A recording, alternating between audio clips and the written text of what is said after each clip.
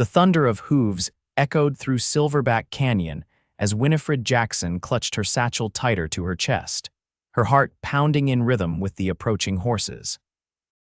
She knew the distinctive sound of the Blackwater Gang, 6 ruthless outlaws who had been terrorizing the Arizona Territory since 1877, and they were gaining on her. The year was 1882, and Winifred Winnie, to those who knew her well, had left her father's ranch that morning with no intention of finding herself trapped in this dire situation. All she'd wanted was to deliver medicine to old Mrs. Peterson, whose arthritis had flared something awful after the recent spring rains. Now, the same canyon walls that showcased nature's magnificent red and amber hues were becoming her prison.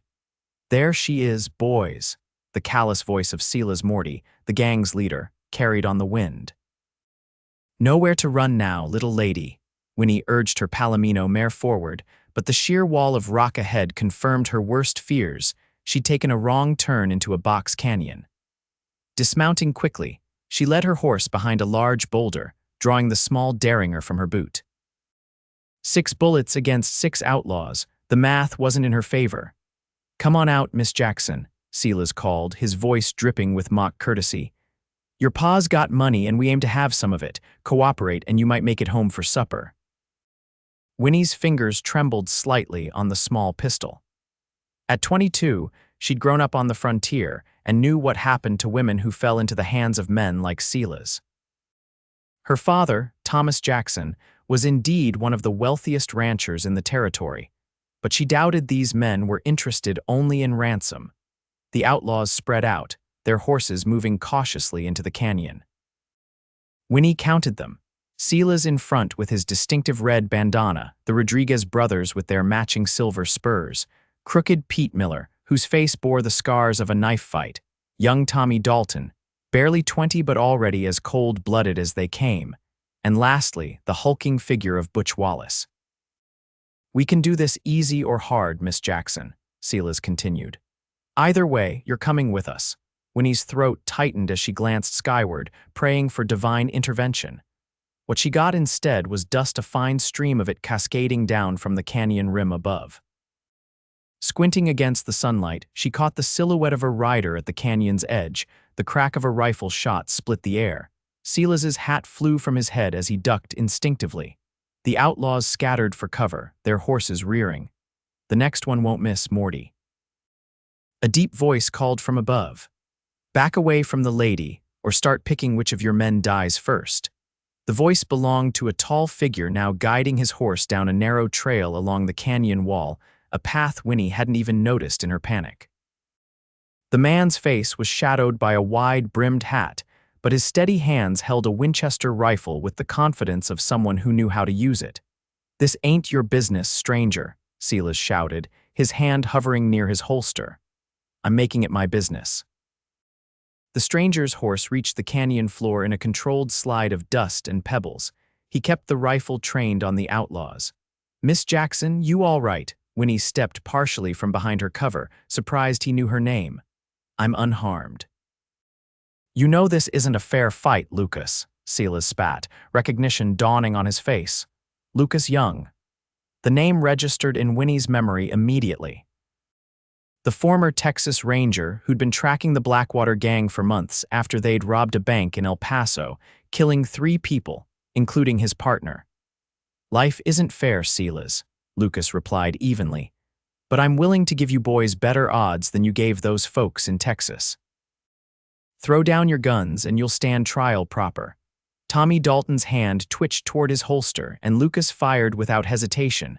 The bullet kicked up dirt between Tommy's boots. "Next one takes your kneecap," Lucas warned. "I've got 6 more rounds in this rifle and a Colt on my hip." "Do the arithmetic." Winnie watched the standoff with her heart in her throat. 6 against 1 weren't odds she'd bet on, Ranger or not. As if reading her thoughts, Lucas called out, "Miss Jackson, mount up. We're leaving." The outlaws tensed as Winnie carefully moved to her horse, keeping her derringer visible. "This isn't over, young," Silas growled. "It never is with your kind," Lucas replied. Then, with unexpected swiftness, he fired twice more not at the men but at the rocks above them. A small avalanche of stones cascaded down, forcing the outlaws to scramble back. In the confusion, Lucas spurred his horse toward Winnie. "Ride," he commanded, and she didn't need to be told twice. They galloped out of the canyon entrance, the outlaws' curses fading behind them as the dust cloud settled. They rode hard for nearly a mile before Lucas signaled to slow down. Winnie studied him properly for the first time. Sandy brown hair, keen green eyes that missed nothing, and a face weathered by sun and hardship. He was younger than she'd expected, perhaps 30, with a small scar that bisected his left eyebrow. "How did you know I was in trouble?" she asked, her breathing still uneven from their escape. "I've been trailing Morty's gang for 2 days, Lucas explained, scanning the horizon with practiced vigilance. "Saw them change course suddenly this morning, figured they'd spotted prey." His eyes finally settled on her. "Didn't realize it would be Thomas Jackson's daughter. You know my father. Know of him. Hard not to in these parts." Lucas adjusted his hat. "We should keep moving. Those boys won't stay put for long." They rode side by side through scrubland dotted with sagebrush and prickly pear cactus. The April sun beat down relentlessly, but the recent rains had left the desert surprisingly vibrant with early wildflowers. "My ranch is northeast, about 4 hours' ride," Winnie said, pointing. Lucas shook his head. "Too predictable, they'll expect that." He gestured west. "We'll head to Copper Springs. I know people there." "Copper Springs," Winnie frowned. "That's mining country, rough place for a woman alone." A hint of a smile touched Lucas's lips. "You won't be alone, Miss Jackson. Besides, you don't strike me as the wilting flower type." The observation, delivered without condescension, surprised her. Most men assumed her father's wealth had softened her to frontier life. They didn't know about the hours she spent helping with the ranch, the shooting lessons from her father, or the medical skills she'd learned from the local doctor after her mother died of fever 5 years ago. "I appreciate your help, Mr. Young, but I can't impose on you further," she said formally. "The Blackwater Gang is your quarry, not your responsibility to babysit me." "Protecting innocent folks is exactly my responsibility," he replied, his expression serious again. "And right now, you're leverage they'd love to have against me. So we're sticking together until I can deliver you safely home after I deal with Morty." Something in his tone brooked no argument, and despite her independent nature, Winnie found herself nodding. There was a steadiness to Lucas Young that inspired confidence. They traveled westward, keeping to the high ground where possible to spot any pursuers. Lucas proved to be a man of few words, but keen observation. He pointed out tracks, broken twigs, and other signs that would have escaped Winnie's notice. As the afternoon wore on, they stopped at a small spring to water the horses. Winnie stretched her aching muscles, accustomed to riding but not at this relentless pace. "Your father taught you to shoot?" Lucas asked, breaking the comfortable silence as he refilled their canteens. Winnie nodded. "After my mother passed, said a woman alone needs to defend herself." She patted the derringer tucked back in her boot, though this little thing wouldn't have done much against 6 outlaws. "Better than facing them empty-handed," Lucas observed. He hesitated, then asked, "What were you doing out here alone anyway?" "Delivering medicine to a neighbor," Winnie explained, feeling slightly defensive. "I've made the trip dozens of times without incident." "The territory's changing," Lucas said, scanning the horizon again. "More desperados drifting through since the railroad expanded. Is that what brought you here? Following the trouble?" Something crossed his face, a shadow of memory perhaps. "Something like that." Winnie sensed his reluctance and changed the subject. "How far to Copper Springs?" "We'll reach it by nightfall if we keep moving." He helped her remount with a courteous hand that was calloused from years of hard work. The brief contact lingered in Winnie's mind as they resumed their journey. The sun was setting when they first glimpsed the scattered lights of Copper Springs, a frontier town that had sprung up around several promising mines. Unlike some boomtowns that collapsed when the ore ran out, Copper Springs had established itself as a supply hub for ranchers and travelers heading west. Lucas led them to a modest-looking boarding house on the edge of town, away from the saloons and gambling halls. An older woman with steel-gray hair answered his knock, her stern expression melting into a smile of recognition. "Lucas Young, as I live and breathe," she exclaimed. "Didn't expect to see you back in these parts." "Hello, Mrs. Henderson," Lucas replied warmly. "We need a safe place to stay." "This is Miss Winifred Jackson." Mrs. Henderson's shrewd eyes assessed Winnie with motherly concern. "Thomas Jackson's girl. What trouble have you found yourself in, child?" "Blackwater Gang," Lucas answered before Winnie could. "They're likely on our trail. Can you spare 2 rooms?" Of course, the older woman ushered them inside. "The sheriff should hear about this." "I'll go to him after we get settled," Lucas assured her. Mrs. Henderson showed them to adjacent rooms on the 2nd floor at the back of the house with a view of the stable. "Supper's in 20 minutes," she informed them. "You both look like you could use a hot meal." Left alone in the simple but clean room, Winnie sank onto the bed, the events of the day catching up to her. She hadn't truly processed how close she'd come to disaster, if Lucas hadn't appeared. A knock at the door interrupted her thoughts.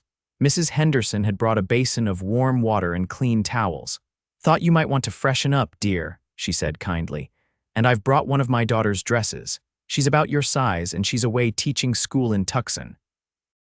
"Thank you," Winnie said gratefully.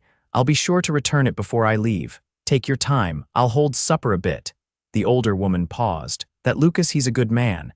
Best shot I've ever seen, and I married a sharpshooter." She smiled at Winnie's surprised expression. "Just thought you should know what kind of man is watching out for you." After Mrs. Henderson left, Winnie washed away the trail dust and changed into the borrowed dress, a simple blue cotton that fit reasonably well. She rebraided her chestnut hair and pinched some color into her cheeks, then paused, wondering why she suddenly cared about her appearance. Downstairs, she found Lucas already seated at the dining table, freshly washed and wearing a clean shirt.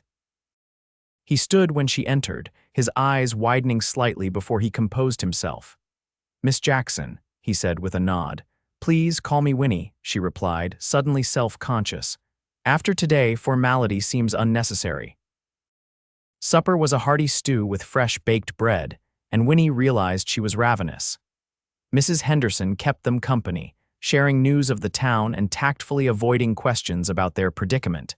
After the meal, Lucas excused himself to speak with the sheriff. "Stay inside," he instructed Winnie. "I won't be long." Once he'd gone, Mrs. Henderson cleared the dishes and sat across from Winnie with a knowing look. "He doesn't let many people close," she said without preamble. "Not since what happened in El Paso." "His partner?" Winnie asked hesitantly. Mrs. Henderson nodded. "James Calloway. They were like brothers. The Blackwater Gang didn't just kill him, they made him suffer first." She sighed heavily. "Lucas was tracking a different outlaw when it happened, blamed himself for not being there. That's why he's so determined to catch them." "Partly," the older woman agreed, "but there's more to it. Lucas believes in justice, real justice, not just revenge. It's rare in these parts." When Lucas returned an hour later, his expression was grim. "Sheriffs organized some deputies to watch the town approaches," he informed them. "But he's skeptical they'd try anything in Copper Springs. Too many armed miners who don't take kindly to trouble." "Will we stay here long?" Winnie asked. "Just tonight," Lucas replied. "I've sent a telegraph to your father letting him know you're safe. We'll decide our next move in the morning." That night, despite her exhaustion, Winnie found sleep elusive. Her mind kept replaying the moment Lucas had appeared at the canyon rim like an avenging angel descending from heaven itself. She'd never been one for romantic notions, having seen too much of life's harsh realities, but something about his unwavering confidence had stirred feelings she hadn't experienced before. The floorboard in the hallway creaked, and Winnie tensed, reaching for her derringer. A soft knock followed. "Winnie, it's Lucas," came the low voice through the door. "Everything all right?" She crossed the room and opened the door a crack. Lucas stood there, fully dressed, his gun belt buckled around his waist. "I heard movement," she explained. "Couldn't sleep." "Me neither," he admitted.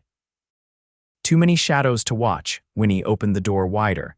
"Would you like some company in your vigilance? I'm certainly not getting any rest." Lucas hesitated, then nodded. "I was about to check the stable. Come along if you'd like, but stay close." They descended the stairs quietly, not wanting to disturb Mrs. Henderson. Outside, the night air was cool but not uncomfortable. The moon cast enough light to navigate by as they crossed to the stable. You've known Mrs. Henderson a long time." Winnie asked as Lucas checked that their horses were secure. "Her husband saved my life once," Lucas replied, his voice low. "Back when I first joined the Rangers, I was young, thought I was invincible." He ran a hand along his horse's neck. "John Henderson taught me otherwise, taught me patience." "What happened to him? Pneumonia 3 winters ago." Lucas's expression softened in the moonlight. "He was a good man." "Like you," Winnie said before she could stop herself. Lucas looked at her, surprise evident in his features. "I've made my share of mistakes, Winnie. Haven't we all? It's what you do to make them right that matters." Something shifted in his gaze, a wall coming down, perhaps. For a moment, Winnie thought he might say more, but a noise from outside the stable drew his attention. In one fluid motion, Lucas extinguished the lantern and pulled Winnie into the shadows of an empty stall. "Stay down," he whispered, his breath warm against her ear as he drew his revolver. Footsteps approached the stable entrance, cautious, deliberate steps. Lucas positioned himself between Winnie and the door, his body tense with readiness. "Young, you in there," called a gruff voice. Lucas relaxed slightly. "Sheriff Collins," he said, stepping forward. "Bit late for a social call." The sheriff, a burly man with an impressive mustache, entered the stable. "Got word from a freighter just rode in. Morty and his boys were spotted 10 miles east, asking questions about you and the Jackson girl." Winnie felt a chill despite the stable's warmth. "They're coming here." Lucas asked, his voice level. "Can't say for certain, but seems likely." The sheriff scratched his beard. "Thought you should know, my deputies are alert, but 6 determined outlaws can cause a lot of trouble," Lucas finished the thought. "Thank you, Sheriff." "We'll be ready to move at first light." After the sheriff departed, Lucas turned to Winnie, his expression resolute. "Change of plans. We leave before dawn, head north toward Stagecoach Station. From there, we can get you safely to your father's ranch. And the Blackwater Gang. Let me worry about them." He escorted her back to the boarding house, his hand lightly resting on her elbow. At her door, he paused. "Get some sleep if you can. I'll wake you when it's time." "Lucas," Winnie said, stopping him as he turned to go. "Thank you, not just for today, but for—" She struggled to find the right words. "For treating you like a person, not a porcelain doll," he suggested with the ghost of a smile. Winnie nodded, surprised by his perception. "My sister was the same way," he said. "Hated being treated as anything less than capable." Something wistful crossed his features. "She would have liked you." "Was," Winnie asked gently, "influenza 6 years back?" His jaw tightened. "She was 24, too young." Without thinking, Winnie reached out and squeezed his hand. "I'm sorry." For a moment, they stood connected by that simple touch, something unspoken passing between them. Then Lucas cleared his throat and stepped back. "Dawn comes early. Good night, Winnie." "Good night, Lucas." True to his word, Lucas knocked on her door when the sky was still dark. Winnie had managed a few hours of restless sleep and dressed quickly in her riding clothes, which Mrs. Henderson had kindly laundered, downstairs. The older woman had prepared a travel bundle of food and filled their canteens. "You take care of her, Lucas Young," she instructed firmly. "Yes, madam," he replied with genuine respect. They slipped out of town as the first hint of gray touched the eastern horizon, taking a game trail that wound through the foothills. Lucas rode slightly ahead, constantly scanning their surroundings. They spoke little, both aware of the need for vigilance. By mid-morning, they had covered considerable ground. The terrain had changed from desert scrub to pine forest as they gained elevation. Winnie recognized landmarks that indicated they were approaching the territorial boundary. "We should reach Stagecoach Station by nightfall," Lucas said during a brief rest. "From there, it's 2 days' ride to your father's ranch, assuming the stage line hasn't changed its route." "It hasn't," Winnie assured him. "Father uses it regularly for business." Lucas nodded, seemingly lost in thought as he studied the trail behind them. "No sign of pursuit yet, but that doesn't mean they've given up. Do you think they followed us to Copper Springs? If not there, they'll pick up our trail eventually." Morty's persistent, especially when his pride is wounded. Lucas adjusted his saddle, "And I made him look foolish in that canyon." They continued northward, the day growing warmer as the sun climbed higher. Around noon, they paused by a creek to water the horses and eat some of Mrs. Henderson's provisions. Winnie stretched her legs, walking along the creek bank while Lucas refilled their canteens. "You ride well," he commented unexpectedly. "Most city-raised ladies would be complaining by now," Winnie laughed. "I wasn't raised in the city, born in St. Louis, yes, but we moved to the territory when I was 8. Father wanted to build something of his own, away from my grandfather's shipping business." "And your mother agreed to this adventure?" Lucas asked, handing her a canteen. "She insisted on it, actually. Said she'd rather face Indians than another St. Louis social season." Winnie smiled at the memory. "She loved it here, the openness, the honesty of the land. She used to say the territory stripped away pretense." "Wise woman," Lucas observed. "Is that why you stayed, after she passed?" Winnie considered the question. "Partly. Father needed me, of course, but mostly because this is home now. I can't imagine being confined by city walls and city ways." She looked at him curiously. "What about you? Why the Rangers?" Lucas was silent for a moment, skipping a stone across the creek's surface. "My father was a lawman in a small Texas town, taught me right from wrong, how to shoot, how to track." His expression darkened. "He was killed by a cattle rustler when I was 16. I swore I'd continue his work." "And you have," Winnie said softly. He met her gaze, something vulnerable in his eyes. "Some days I wonder if I'm making any difference at all. Catch one outlaw, 2 more take his place." "You made a difference to me yesterday," she reminded him. "One person at a time, isn't that how justice works?" A genuine smile transformed his features, erasing years of hardship. "You sound like James. That's exactly what he used to say." The moment was interrupted by the distant crack of a twig. Lucas was instantly alert, his hand going to his revolver. "Mount up," he said quietly. "Someone's coming." They were back in their saddles within seconds, Lucas leading them into denser forest where the trees provided cover. They hadn't gone far when the sound of horses, multiple riders, reached them. "Morty," Lucas muttered.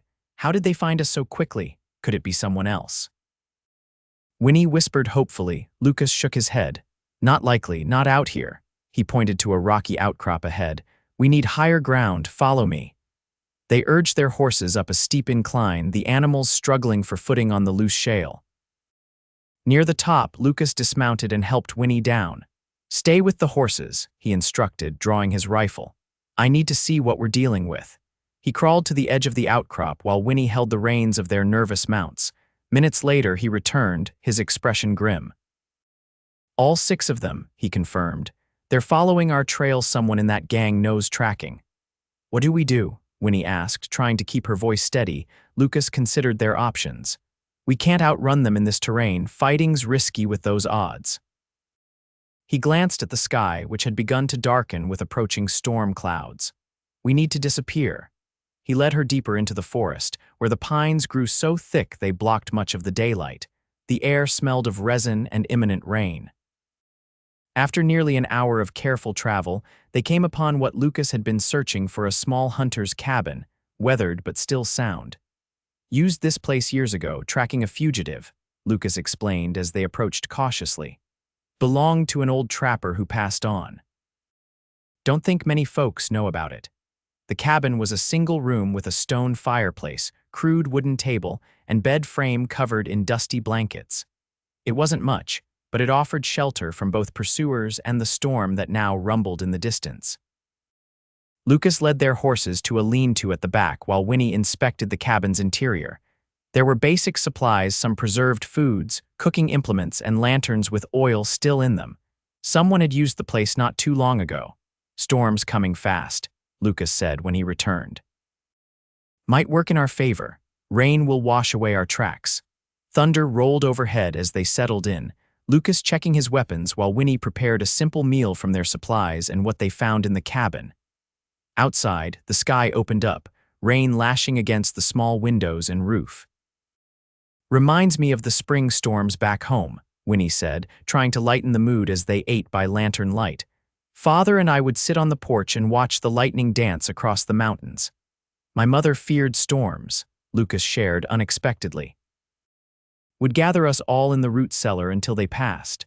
My sister and I would tell stories to distract her." "What kind of stories?" His eyes crinkled at the corners. "Ridiculous ones. Dragons in Texas, treasure beneath the farm, that sort of thing." The memory seemed to surprise him with its clarity. Haven't thought about that in years. As night fell, the storm intensified. Lucas checked the perimeter once more before barring the cabin door. We should be safe enough until morning, he said, though he kept his revolver close at hand. The cabin had grown chilly with the storm, and Lucas built a small fire in the fireplace, careful to keep it low so the smoke wouldn't be visible in the darkness. The dancing flames cast shadows across the room, creating an intimate atmosphere that made Winnie acutely aware of their isolation. You should take the bed, Lucas offered, arranging his saddle blanket near the fire. I'll keep watch. You need rest too, Winnie pointed out. The bed's large enough we could share it properly back to back, she added quickly, feeling heat rise to her cheeks despite the cabin's chill. Lucas looked surprised, then thoughtful. Wouldn't be proper. Nor would letting you go without sleep when we might need to ride hard tomorrow, she countered. Besides, propriety seems a luxury when outlaws are hunting us. A flash of lightning illuminated his face, showing a conflict of duty and practicality. Finally, he nodded. Very well, but I'll still take first watch. When he settled onto the bed, wrapping herself in the cleanest of the blankets. Despite her exhaustion, sleep eluded her as she listened to the storm and watched Lucas's silhouette against the firelight. He sat with his back against the wall, rifle across his knees, the perfect image of a frontier guardian. Lucas, she called softly after a time. Yes. He turned toward her, his features half in shadow. Why did you really come after me in that canyon? The truth. He was quiet so long she thought he might not answer. Finally, he sighed. I told you I was tracking Morty. Yes, but you could have waited, followed them from a distance. You didn't have to reveal yourself then. Another silence, broken only by the patter of rain and occasional thunder. When I saw you there, cornered. He cleared his throat. Something changed. It wasn't about the job anymore. What was it about? Winnie pressed gently. Lucas set down his rifle and moved closer, sitting on the edge of the bed. In the dim light, his expression was raw, unguarded. I couldn't stand by and watch them hurt someone else, not when I could stop it. But you risk your life for strangers all the time, Winnie pointed out. That's your duty as a ranger. You didn't feel like a stranger, he admitted, the words seemingly surprising even him. When I saw you there, so determined despite the odds. He shook his head. I can't explain it, just knew I needed to get to you. The honesty in his voice touched something deep within Winnie. Without thinking, she reached for his hand, finding it warm and solid in the darkness. I'm glad you did. Their eyes met, and for a heartbeat, Winnie thought he might lean closer. Instead, he squeezed her hand once before releasing it. Try to sleep. I'll wake you in a few hours. The storm continued through the night, but Winnie slept soundly, waking only when Lucas gently touched her shoulder. Your turn to watch, he said, voice rough with fatigue. Any changes, wake me immediately. They exchanged places, Lucas settling onto the bed while Winnie took up position by the window. The rain had slowed to a gentle patter and occasional moonlight broke through the clouds. The forest was peaceful, showing no signs of pursuit. As dawn approached, the storm cleared entirely. Winnie opened the cabin door to feel the fresh, rain-washed air. The forest sparkled with droplets and birds had begun their morning songs. For a moment, it was possible to forget the danger that had brought them here. Beautiful morning, Lucas said, joining her in the doorway. He'd slept only a few hours but seemed refreshed, his eyes clear and alert. Do you think the rain fooled them? Winnie asked, nodding toward the forest. Hard to say. Depends how determined Morty is. Lucas surveyed the surrounding area. We should move soon, reach Stagecoach Station by midday if possible. They prepared quickly, sharing a simple breakfast before saddling the horses. As they were about to depart, Lucas paused, listening intently. Winnie heard it too, the distant sound of hoofbeats. Back inside, Lucas ordered, leading the horses to the rear of the cabin. They're coming from the south. They hurried back into the cabin, Lucas positioning himself at a window with his rifle while Winnie checked that her derringer was loaded. The hoofbeats grew louder, then slowed. They've found the cabin, Lucas whispered. I count 4 riders, the other 2 must be elsewhere. What do we do? Wait, let them make the first move. They didn't have to wait long. A familiar voice called out, We know you're in there, young, the lady too. Sela's Morty, sounding far too confident for Winnie's comfort. Come out now, and maybe we won't burn this place down around you, Silas continued. You're outnumbered and outgunned. Lucas remained silent, his rifle steady as he tracked the riders through the window. Think about it, young. The lady doesn't need to get hurt. This is between us men. Lucas finally responded, his voice carrying easily through the morning air. If it's between men, Morty, why'd you bring your whole gang to deal with one ranger? A harsh laugh answered him. Pride'll get you killed, young. Last chance to surrender. Instead of replying, Lucas fired.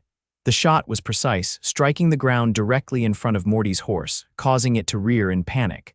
The other outlaws scattered for cover as Lucas fired twice more, keeping them at a distance. Circle around back. Silas shouted to his men. Flush them out. Lucas turned to Winnie. They're splitting up. We need to move now. Where? Winnie asked, gripping her derringer tightly. Lucas pointed to a trapdoor in the floor she hadn't noticed before. Root cellar. There's a tunnel that leads to a ravine. Old Trapper's escape route. He lifted the trapdoor, revealing a narrow ladder descending into darkness. Go, he urged. I'll follow. Winnie hesitated. What about the horses? Have to leave them. We'll find others at the station. The sound of breaking glass decided the matter as a bottle crashed through the window, flames erupting instantly as the oil inside ignited. Lucas fired again through the window, then practically pushed Winnie down the ladder. The root cellar was dank and earthy, lit only by the thin beams of light coming through the trapdoor. Lucas descended quickly after her, closing the trapdoor just as more glass shattered above. This way, he said, leading her to what appeared to be a solid wall of dirt and roots. He pushed against a specific spot, and a crude door swung inward, revealing a tunnel barely tall enough to stand in. Stay close. The tunnel was narrow and smelled of wet earth, clearly dug by hand many years ago. They moved as quickly as possible in the near darkness, guided only by Lucas's outstretched hand finding the way along the wall. Above them, muffled shouts and the crackling of flames indicated the cabin was fully ablaze. How far? Winnie whispered, fighting claustrophobia as the tunnel seemed to close in around them. Not far. Old Jameson was a paranoid sort, but he knew his business. The tunnel began to slope upward, and soon Winnie felt fresh air on her face. They emerged into a ravine thick with underbrush, the cabin nowhere in sight. Smoke rose in the distance, marking its location. They'll think we perished in the fire, Lucas said, scanning their surroundings. At least until they search the ruins. That gives us a head start. They set off on foot, moving quickly through the forest. The ravine eventually opened onto a game trail that Lucas seemed familiar with. The morning sun filtered through the trees, warming them as they hiked northward. How far to the station? Winnie asked after they'd been walking for nearly an hour. Another 4 miles, maybe less, Lucas replied, offering her his canteen. How are you holding up?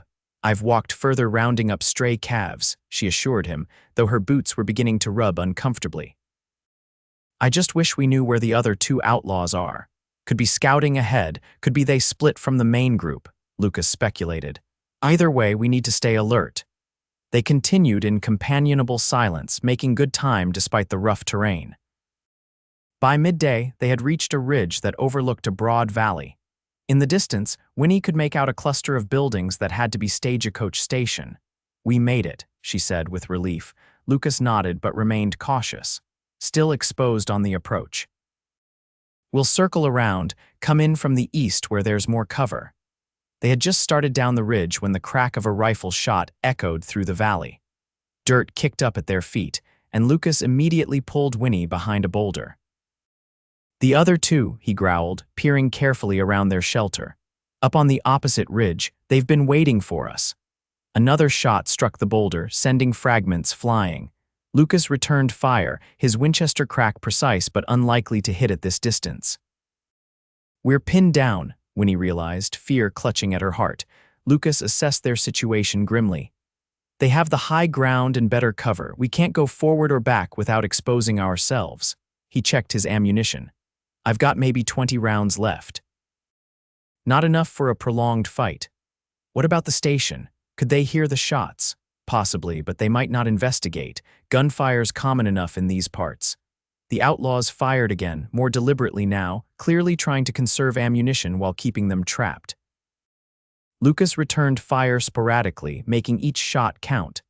"We need a distraction," Winnie said, scanning their surroundings. Her eyes landed on a stand of dry brush nearby. "Lucas, if we could start a fire," he followed her gaze and nodded slowly. "Smoke would draw attention from the station." "Might bring help." He reached into his pocket and produced a box of lucifer matches. "But one of us needs to light it out in the open." "I'll do it," Winnie volunteered immediately. "I'm smaller, less of a target. You can provide covering fire." Lucas started to protest, then looked at her determined expression and nodded reluctantly. "Stay low. On my signal, go." He positioned himself at the edge of the boulder, rifle ready. Now, Winnie dashed toward the brush, keeping as low as possible. Shots rang out, but Lucas's covering fire kept the outlaws' heads down. She reached the dry brush, struck a match, and touched it to the brittle vegetation. It caught immediately, smoke beginning to rise. More shots peppered the ground around her as she scrambled back toward the boulder. She was almost there when white-hot pain lanced through her upper arm. She stumbled but kept moving, Lucas reaching out to pull her the final few feet to safety. "You're hit," he said, his face tight with concern as he examined her arm. The bullet had torn through her sleeve, leaving a bloody furrow across her skin. "Just grazed me," Winnie assured him, though the pain was considerable. "The fire's catching." Indeed, the brush was now fully ablaze, thick smoke billowing skyward. The outlaws continued firing, but their shots were becoming more erratic as the smoke obscured their view. Lucas tore a strip from his bandana and bound Winnie's arm tightly. "That was brave," he said quietly, "and foolish." "Seemed like our only option," she replied with a strained smile. "There's always another option besides risking your life," he said, his voice unexpectedly fierce. His hands lingered on her arm, gentle despite his tone. "I don't want to lose you." The words hung between them, weighted with meaning neither had expected. Winnie's breath caught as she met his gaze, seeing something there that transcended their brief acquaintance. The moment was broken by shouts from the direction of the station. Through the smoke, they could make out riders approaching several men on horseback, moving at speed. "Station guards," Lucas said with relief. "Let's hope they're friendly." The outlaws on the ridge, seeing the approaching reinforcements, fired a few more desperate shots before retreating. Soon, the riders drew near enough to hail them. "Hello, the ridge, who's there?" Called an authoritative voice. "Lucas Young, former Texas Ranger," Lucas shouted back. "With Winifred Jackson, we're being pursued by the Blackwater Gang." The riders approached cautiously, rifles ready. Their leader, a graying man with a station master's badge, recognized Lucas immediately. "Young. Heard you were tracking Morty. You two all right? Miss Jackson is wounded," Lucas explained as they emerged from behind the boulder. "Nothing serious, but she needs attention." "And the fire?" the station master asked, eyeing the growing blaze with concern. "Our doing," Winnie admitted. "We needed to signal for help." The station master dispatched 2 men to control the fire while the others escorted Lucas and Winnie to the station. Along the way, Lucas explained their situation, including the cabin burning and their escape through the tunnel. At the station, the doctor, a retired Army surgeon who served the stagecoach line, treated Winnie's wound while Lucas conferred with the station master about sending telegraphs to both the nearest marshal's office and Thomas Jackson. "Your father will be here by tomorrow evening at the latest," Lucas told Winnie as she rested in the station's small guest room. "I've arranged for armed guards to escort you home." Something in his tone made her sit up straighter. "And you, where will you be?" Lucas looked away, his jaw set in that determined line she'd come to recognize. "Morty's still out there. This doesn't end until he's brought to justice." "You're going after them, alone," Winnie couldn't hide her dismay. "It's my job, Winnie," he said gently. "Besides, with you safely away, I can move faster, take more risks if needed." "That's exactly what worries me." She reached for his hand, holding it firmly. "You told me there's always another option besides risking your life. Take your own advice, Lucas. Wait for the marshal, bring more men." "Morty won't wait. He's wounded, cornered, and that makes him more dangerous." Lucas squeezed her hand. "I have to finish this." Winnie saw the resolution in his eyes and knew argument was futile.